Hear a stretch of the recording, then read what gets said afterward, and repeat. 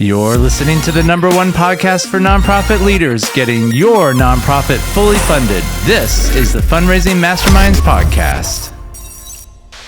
What people don't realize is there's been some new technologies that have come into play over the last 10 years or so, right? Which is this peer-to-peer thing. Yes. There is a couple of pregnancy centers that we've seen where they used to raise 30 or 40,000 at a Walk for Life, and they started using peer-to-peer, and they really pushed people to utilize peer-to-peer and like hyping people up and actually getting people to do it. Right. And they went up to like 200,000. You've got 200 people raising $5,000 for you, and that really adds up. Welcome back to another episode at the Fundraising Masterminds Podcast. We are so excited that you have joined us today. We have a great episode lined up for you today. We're going to be talking about the 5 ways to diversify your nonprofit's income. As you know, in the principles of investing, it's always great to diversify your portfolio, and it's not any different, right? Absolutely. With nonprofit multiple income. streams of income for your nonprofit organization is essential to the success. Yeah. Well, my name is Jason Galasinski, and this is my co-host, Jim Dempsey. Hey, everybody. And thank you again for joining us today. Jim, let's just dive right in. Okay. Sounds great. So the first thing that we want to do in diversifying our income is utilize technology. Absolutely. Well, technology has become a game changer, Jason, in so many ways. In fact, I was just having a conversation this morning with people that just reminded of a conversation we had about 15 to 20 years ago, saying that it's unlikely that the online giving would ever replace checks that people write to our organization. And of course, that was just a terrible prediction on a consultant's part that we had. Our giving online has far surpassed those individuals writing checks. So making sure that you utilize technology in fundraising is critical from the standpoint of setting up your a proper giving platform that people can easily get online on your website, making sure that you have an app set up that people can give via their cell phones and other PDAs and online and their devices, and then also making sure that you've got an effective database. The contact relational software is just so important. Yeah. So, utilizing your CRM is so important. Yeah. Now, I'm talking about technology, Jason, and you know a thing or two about technology. Actually, you far surpass me in understanding and knowledge of technology. Why don't you weigh in on this one? Yeah, well, I started a company back in 2006 called Fundeasy. Back in the day, it was called Ministry Sync. Okay. But we actually created an event management software. Back in the day, it was mostly focused on event management, but as we started kind of growing and morphing, we really started to get more of a heart for managing fundraising events specifically. So not just any old event. Yeah. And of course, in those days, Jason, that's when you and I first came in contact with each other because you created the platform for the Perfect Vision Dinner strategy that I had, and we meshed together. And then, of course, they grew from there. Yeah. So we have a couple products with Fundeasy. We have attendance, we have peer-to-peer, and we have another program called crowdfunding. And we're working on some new stuff that I'm really excited about. We're actually working on a giving platform that we're going to be introducing hopefully in 2024. It's all centered around fundraising and fundraising events. Nice. And so one thing that I've noticed specifically with online giving is there's a big difference between just a standard giving page and a giving page with a goal. Yeah. And that's one thing that we kind of stumbled along as we've been doing a lot of peer-to-peer and crowdfunding, because the big difference between peer-to-peer and crowdfunding and just a standard giving page is you are raising money for a specific purpose. Right. You have a specific goal or a specific project, and there's usually a meter on the page. And as people are giving, you're seeing the names coming down, and you're seeing how much they're giving, and the meter is moving in real time. And that really motivates people. I just can't tell you how much more money we've raised because of those meters. And I think the reason why is because it just incentivizes, if you send out an email and you say, we're raising $35,000 to buy a new ultrasound machine, click here to give. Right. And you just click, and it takes you to just some form. Yeah. Right. You don't you don't get any feedback on has anyone given to this, and so you might throw in whatever you feel like giving. Yeah. You might throw in $25 or $100 or something. Yeah. But if you send out an email and you same email, but you click into it and it takes you to a page where you see, 5,000 have already been raised, and you can see all the people who have given. You can see, you can't see their full names, but you see like first name, and you see, Susie gave 250, right? Sally gave 500, Johnny gave 1,000, and you see all the amounts in there. Then it kind of like, there's almost like a peer pressure thing where you're like, oh, wow, these people are giving quite a bit, or it helps you to know like where you are. Some people like to wait to the very end because they like to see like the fund meter go up. So they check back, right? And then they close the gap. Some people just jump in and say, oh, well, it seems like the average gift is about 200. I'll throw in 200. So I don't know. It really is nice to have visibility on the fundraising more in real time and to be able to see like what's actually happening. Yeah. Jason, let's take a minute though. You've brought up a few terms. I mean, you've given us some great reasons, great functions for the fundraising software and some of the things that we're doing. Let's take a step back. You introduced two terms that may be totally new to some people. Yeah. Crowdfunding and also peer-to-peer. Yeah. Tell us the advantage. What are those and what makes them so popular nowadays? Yeah, well, first of all, just to step back even more, people think of just online giving as just one big thing, right? Right. And typically what people think of is just that, you just have a give button on your website and it takes you to a form. And that's online giving for them. Yeah, and that's online giving.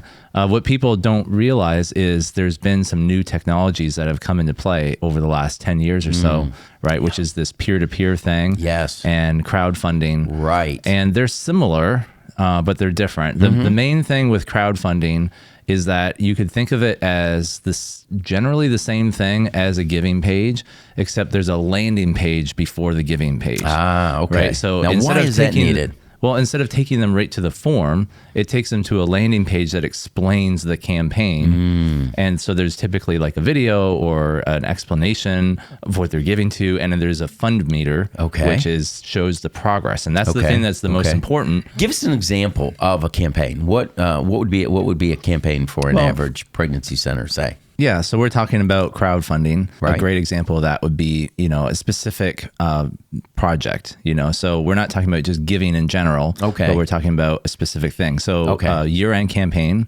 would be great. Giving Tuesday would be great. Purchasing an ultrasound machine? Purchasing a specific piece of equipment like an ultrasound or even a building campaign. You might be raising $100,000 to do an expansion on something. Just anything that has a goal, really. I mean, what we've seen is in the old way, people would write an appeal and they just be like, give whatever you want towards us in general. And it could be a campaign as well too, right? Yeah. But what we've found is when you give people a specific thing to give to, like just one thing, right? And you really push that one thing, and then you when they click in, they land on a landing page that just talks about that one thing. So you have photos, you have description, you have a video, and then you have a goal. You can see how much has been raised, and then you click into that, and when you give, it literally moves the needle.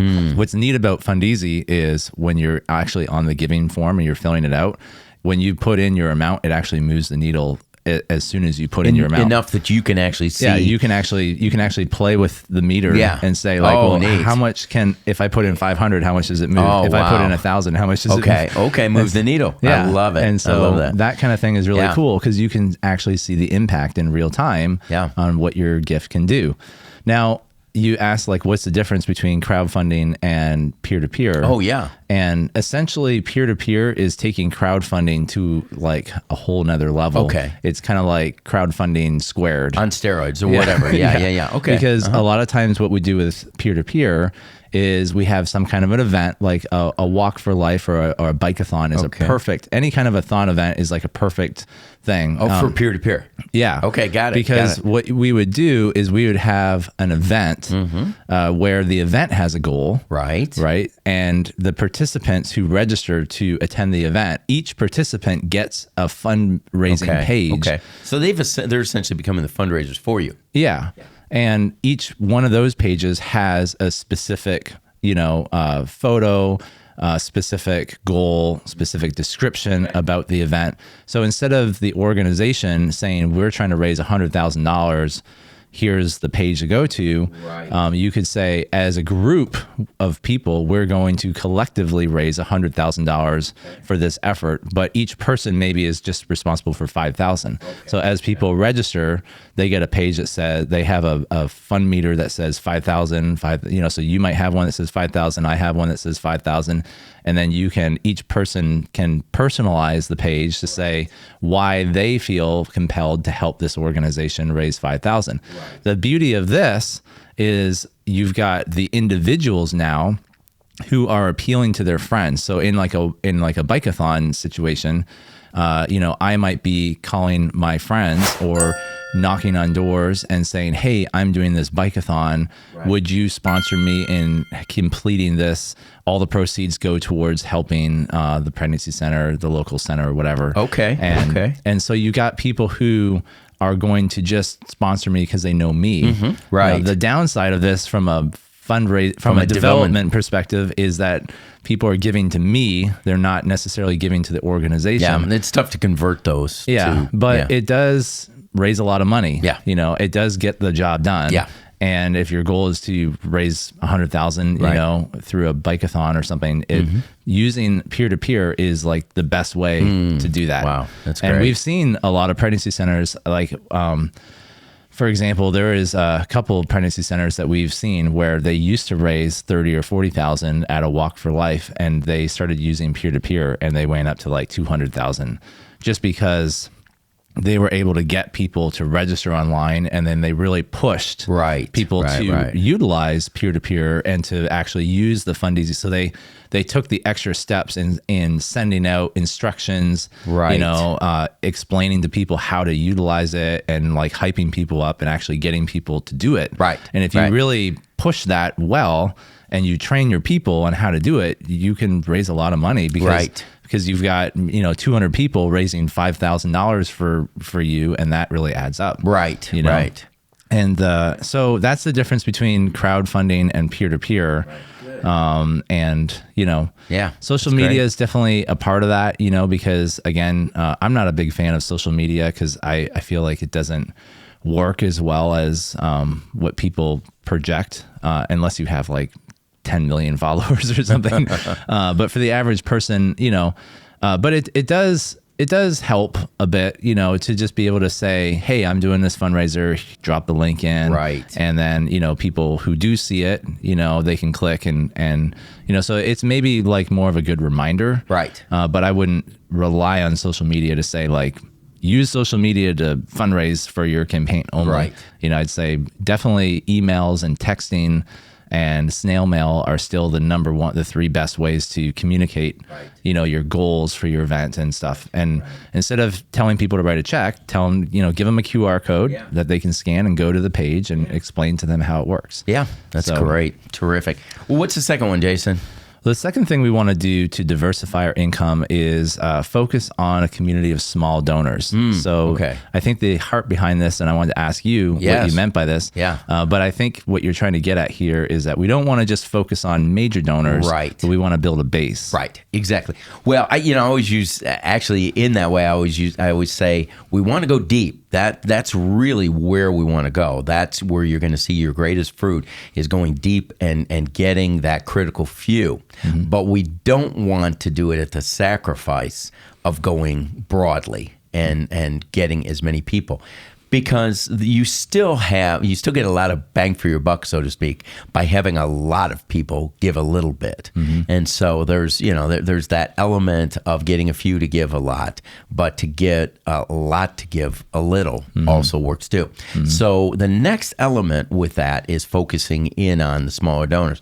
And what we're referring to that is direct mail and direct marketing generally. That's the focus in the areas with that. The dovetail on that as well too would be what I refer to mid-level, where mid-level is generally categorized the $1,000 to $5,000. Now, for a lot of organizations, especially smaller ones, $1,000 could be in their mind a major donor gift. But for most organizations as a whole, 1 to about 499 is that little wave in there where you've got your direct marketing, direct mail. The most effective way to build your small donors, of course, and it's generally the entryway. So if I had to say, you picture the border and you've got a border guard allowing someone through and across the border, our direct mail really resembles that border guard. The entryway into in our example, the entryway into giving to our organizations generally through direct mail. Someone watches you go to speak at a church, or you go to speak at a Kiwanis Club, or Knights of Columbus, or whatever you do, you go out to speak, and someone says, "Can you put me on your mailing list?" Or can you, I'd love to give $25 to your organization.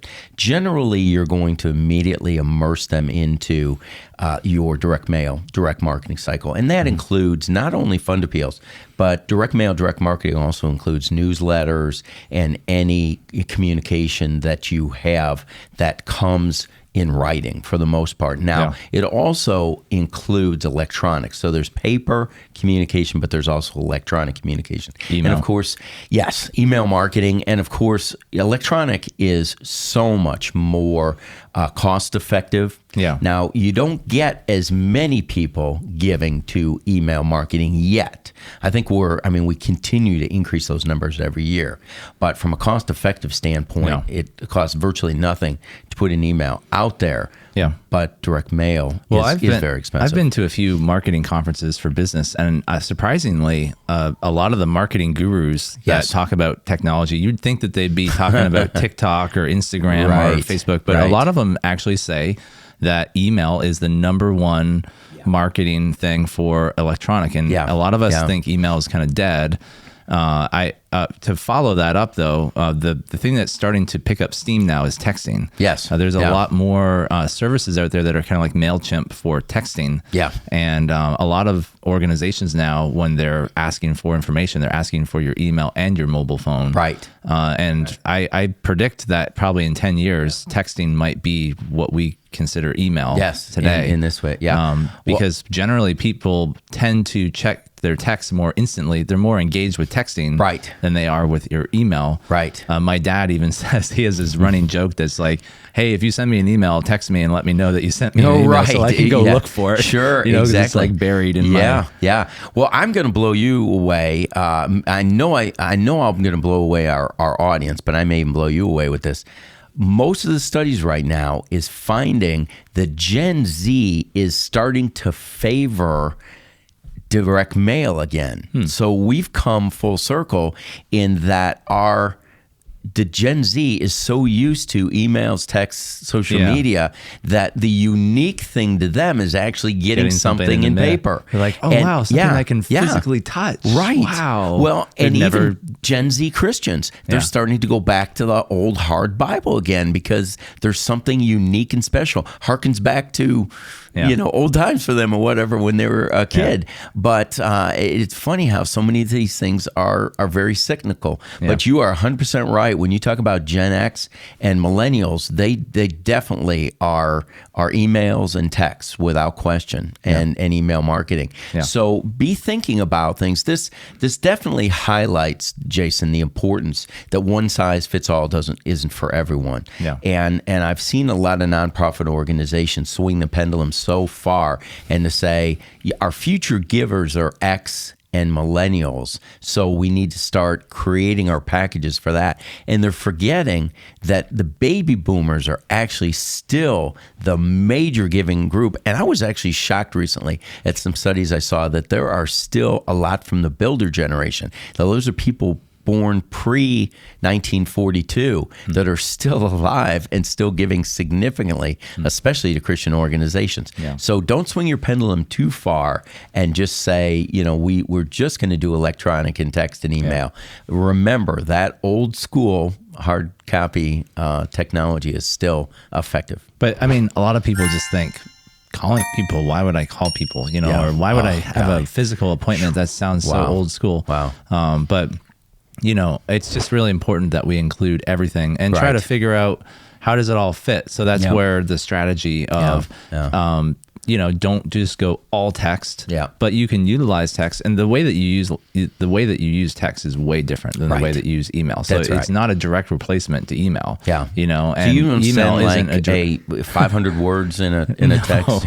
No, it's more like texting is more just like a hook with a link. That's right. And hoping that they click the link, which taking you back to your email or something. Yeah. One thing I wanted to mention about the small donor, well, when you were starting to go down that road of, you want to build your base. Yes. It reminded me of that episode we did a while ago called The Myth of the Multiples. Oh, right. Yes. And some people get stuck into if you get enough at the same amount, you're going to do really well. I don't want to just have everything built on, 2 people or just whatever. So I'm going to go full into, the myth of the multiples, which is, getting. Say what that is, Jason, for people. Essentially, a lot of times you see this at the grocery store where you see, would you like to add $1 to your grocery bill to, cure cancer or help us research, X, Y, Z, or whatever. Cerebral palsy and or something. The idea is that, you've got millions of people buying groceries every day. And if everybody just said, give $1, then that would be millions of dollars that get raised. That's right. And what we've seen is, we call it the myth of the multiples, is like, that doesn't work. Most people actually don't do that. Right. It's a very, very small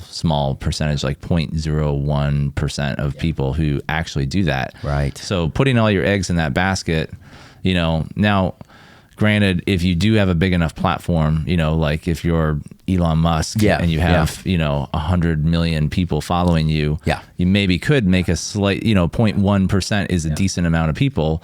But how many of our pregnancy centers or any ministries, human trafficking, can get onto a grocery store, number one thing, or Subaru or whatever it is. So for the average nonprofit to think that, if I could just get my entire mailing list of 20,000 people to do this, well, that's just not realistic. Your entire mailing list isn't going to give $1, no matter what. That's right.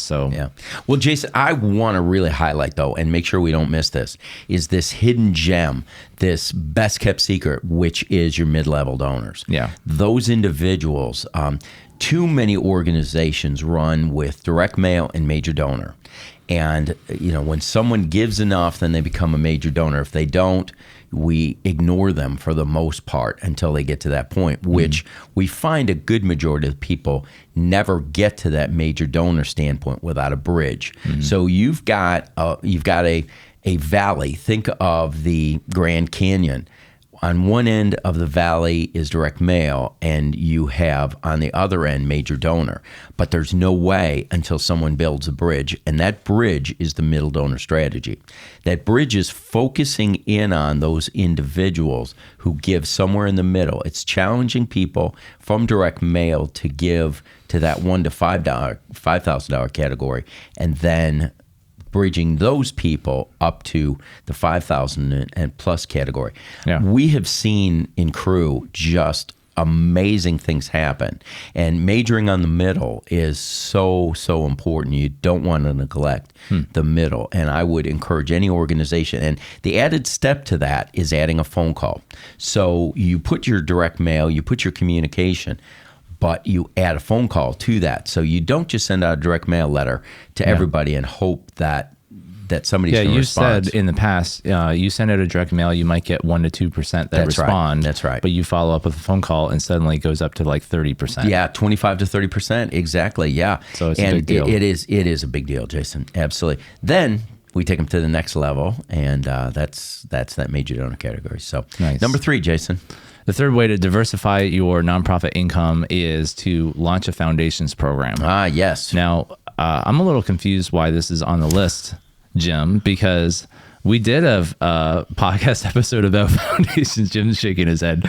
We did an episode about foundations, and you kind of were poo-pooing foundations a little bit. Jason, you get confused often. I do. Well, because you things. say don't use foundations, do this, and then now we're did talking I about. actually say don't use foundations? You said they're not the magic bullet that everyone thinks they're. So there you go. Okay, so that's a lot different than don't use foundations. Yeah. I still believe that you need to start a foundations effort, and the foundations are still a tool in your tool belt. Okay. I don't use every tool in my tool belt every day. In fact, I'm pretty much, if you looked at my drawer in my kitchen, I have a big hammer and a big screwdriver. That's pretty much my tools. But there's a time that I need, a Klein pliers, or I might need a wrench to get some things done. And I'd like to look at foundations as the wrench that I don't have necessarily in my drawer handy, but it's still an effective tool, and I still need to do it.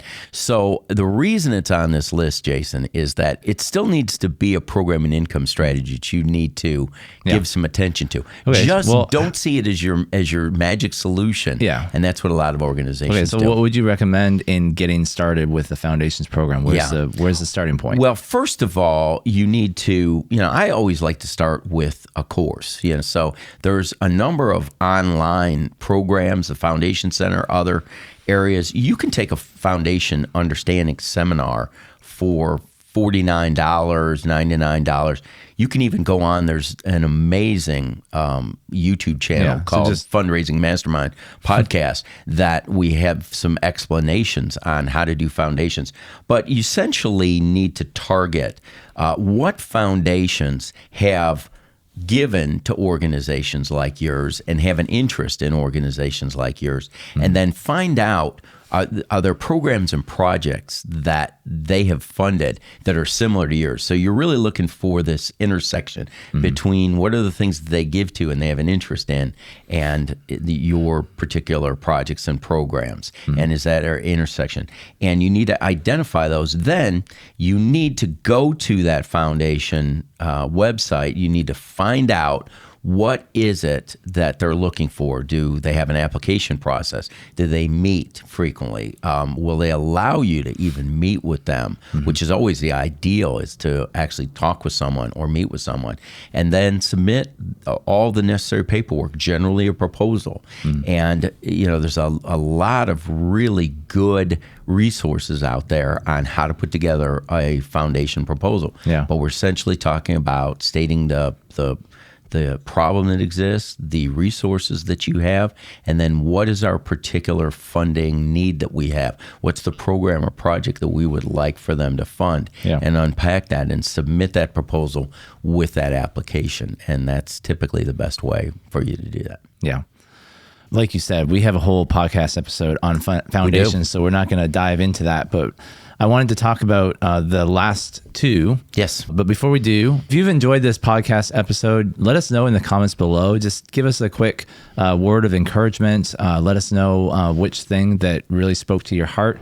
And while you're in there, go ahead and subscribe to our channel. If you're on YouTube, you can subscribe with that little red bell. Make sure you click the bell so you get notified when we have new episodes. But also, if you're listening on Spotify or Apple Podcast, go ahead and subscribe to that too. I think they do have bell notification type things as well. But we just don't want you to miss the next episode because we got some great new content coming out for nonprofit leaders. And we really think it will help you grow your nonprofit organization. So Jim, the last two are really, really important. We kind of saved the best for last. Yes. We've got developing a robust large dinner strategy. Yes. And cultivating major donors and plan giving. Yes. So let's get into those last two. Obviously, well, it may not be obvious, but it's really important to develop a large dinner strategy. Yeah. And we actually put together a course for this called the Perfect Vision Dinner Mentorship Program. Right. Where we actually walk you through 20 weeks of content on how to actually put together this strategy. We show you everything you need to know as far as what's the best venue to have, what's the right table host to have, how do you actually promote this event? How do you get people there? How do you pitch the program? What are you raising money for? How do you do the appeal? How do you follow up with donors? All this stuff, everything that we need to know in the dinner program strategy is laid out to a T. In fact, there's 250 items that need to be done, and we have it all mapped out over a 20-week period. And our team actually does a weekly call where we walk people through the process of applying the course to their specific organization. So it's really, really effective way of doing it. But Jim, just explain to us like why incorporating a large dinner strategy into your organization is important. Well, Jason, the reason you and I both lump these two together is because in a lot of ways, and people don't realize that these two work so well hand to glove. Number one, nothing is more effective than a successful major donor program. But a major donor program takes time to get off the ground. If you are just starting up your nonprofit organization, it generally takes 2 to 2.5 years or more to get your major donor program going. You're going to need some income. You're going to need a funding source to ramp up to the major donor area. And there's nothing better than the Perfect Vision Dinner strategy. That gets you that ready available cash to keep your organization going until your major donor also strategy. Also, is a great way to introduce the organization to major donors. It opens the door. And actually vice versa. It's a great way to surface potential major donors at your dinner as well too. Because yes, you're going to have people who are going to write checks for 100. You're going to have people write checks for 250 and 500. But you're also going to have some people that are going to write checks for 5,000, 10,000, and 25,000. And that right there is that your feeder into your major donor area. Because one of the things that I know in the Perfect Vision Dinner course is that it focuses in on the critical few, that's ultimately what one of your goals is to surface that critical few, that every dinner has 20% of the people bringing 80% of the dollars. So you're skimming off the cream of the crop, that 20% of your dinner every year, and plugging those people into the major donor area. So there's no better feeder into major donor than this. But let's get back to the effectiveness of the Perfect Vision Dinner strategy. There is almost, and you're talking to an individual who raises a lot of money through direct mail, direct marketing, mid-level, and foundations and estate design and things, but there's almost nothing more effective to reach a large number of people and to bring in a hefty amount of money than through the Perfect Vision Dinner strategy. And when you say hefty amount of money, we're talking like minimum 100K. Minimum 100K. And frankly, if your dinner isn't at least getting $100,000, you need to be looking at the Perfect Vision Dinner strategy because that's our basement, to be honest. And that's our starting point. That's our starting point. And then we go up from there. I mean, we've had people go through raising 400,000, 600,000. That's right. I've even seen $1 million be raised at a Perfect Vision Dinner. Me too. So it's not like you're going to do that in your first or second year, in your first or second year. But the beauty of it is that we teach you the principles of how to grow using this strategy. And that's what we're talking about. It's so important to implement a large dinner strategy into your organization because it exposes your organization to new people. It gives them an opportunity to come to a non-threatening, non-high pressure event where they can just sit back and enjoy and learn about the organization. But we present them opportunities for them to buy into the vision. And we find that people give to vision a lot more than they give to trincy things, like auctions and things like that. And it's a great way for you to be introduced to major donors. That's exactly right. Which kind of leads me to the fifth thing, which is cultivating major donors and playing giving. And these really kind of play off of each other. They're hand to glove as well. Because when you do the Perfect Vision Dinner, you get a visual into who your critical few are. And then, of course, we can use our major donor strategy to follow up with those major donors. And we have a whole course called Major Donor Mastery, where we walk people through the process of finding those major donors, meeting with those major donors, how to meet with them, how to present things to them. So Jim, maybe you could talk a little bit about, how do you cultivate major donors in that context? Well, first of all, I want to say that it's important for us to remember that 95% of people's wealth is in their assets. That their wealth is not from liquid. Their income. Yeah, it's not liquid. But that's the starting point. That's generally where your major donor starts. So it's so important that we begin to cultivate the relationship. And I liken this so many times. In fact, if you look at almost every video where we talk about major donors, I use the same analogy, but there's no perfect analogy than marriage. And you're starting your courtship, and there has to be a courtship phase with your major donors where you're introduced to this person. You have the first date, and you start a relationship with these people. You find those areas of commonality. You find those areas of connection with the people. And your organization, most of the time, is a good place to start because they may have accepted an appointment with you or a phone call because they were intrigued by what you're doing or what your mission is.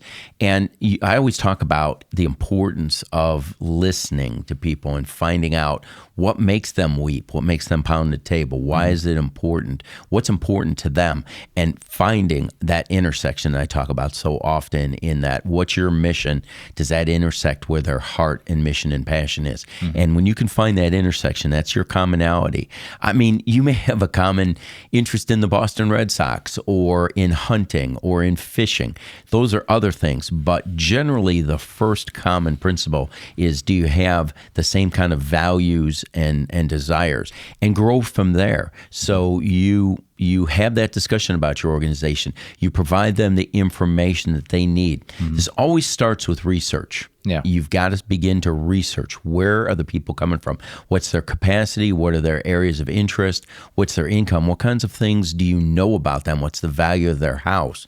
And you get somewhat of a picture. Maybe this would be like a puzzle where you're building the outside frame, but you're working inward to get that puzzle completed. Yep. And once you get the puzzle completed, then you know what that person's interested in. And then as your puzzle gets tighter and tighter, you'll find the appropriate time that it's time to ask them. And you present the opportunity that's out there. Joe, you have shown for the last couple meetings a real strong interest in high school students or in athletes. Let me tell you about some of our programs directed to high school students or directed to athletes, and see if that's something that interests you. If it is, we've got some great opportunities for you. And then ask them specifically to get involved in something that's going to help fund a program or a project. And then from there, you put together either something from them, ask them right then, or follow up. Yeah, and the process of meeting face to face with major donors is probably the biggest hurdle that people have to overcome. Without a doubt. Most people say, I'm fine sending them a letter, I'm fine emailing them, I'm fine texting them, but I don't want to go face to face. They're terrified of that because they're afraid that they're going to mess it up, or they're just intimidated. And so that's exactly what we teach you in the Major Donor Mastery course, is how to master the art of going face to face, giving a presentation, what do you say, all that stuff. We go deep into that in that course. So I'm going to put a QR code on the screen. And if you're interested in learning more about this, definitely check it out. It's called the Major Donor Mastery course. And also, I'm going to put a link in the description of this podcast to another podcast episode. It's episode 17. We talked about how to create a major donor development plan that actually works. Yes. And that might be helpful to some people just to get you thinking about it. It's not a replacement to the course, but it will get you on the topic of, it'll get you started. With major donor development. Also wanted to throw up on the screen just another reminder about the Perfect Vision Dinner course. If you were hearing about the Perfect Vision Dinner and you're like, I would love to raise $100,000 or, a couple $100,000. I would love to expose my organization to new people. The Perfect Vision Dinner is the #1 way to do that. So definitely check that out. You can scan the QR code on the screen for that. Jason, I don't know any organization couldn't use a couple $100,000, huh? Yeah, right. So it's a great way to start. Yeah.